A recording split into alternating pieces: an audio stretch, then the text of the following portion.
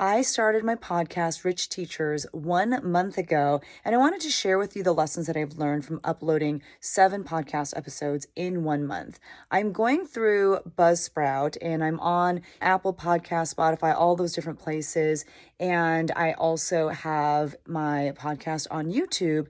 And one thing I've learned is that being consistent when your upload schedule is pretty minimal, I've just committed to 1 episode a week.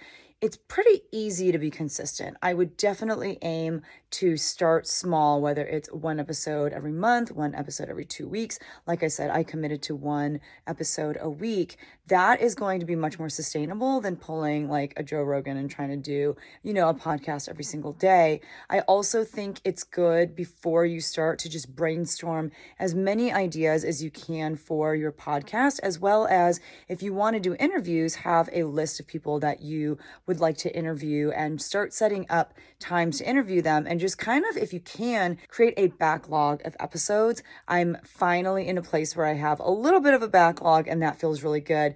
And finally, probably the best piece of advice I got was to record 3 podcast episodes and upload them all at one time for your launch. That way your content is bingeable from the beginning and people can really dig deep into your content rather than just listening to your first episode and maybe saying, "Oh, I really like this," but being able to forget about you really quickly. So I would definitely recommend uploading 3 episodes at once and just putting your best foot forward when it comes to the kind of content that you're creating right at the very beginning. But it has been a blast. If you have listened to any of the episodes, if you have followed me on any of those places that I mentioned, you can listen to podcasts. If you have followed me on Instagram or on YouTube, I appreciate you so much. And I would love to hear from you what topics you'd like me to talk about on the podcast, especially as teachers who are struggling to maybe get their side hustles off the ground. The more I know about what you, the audience, wants to hear, the more I can deliver.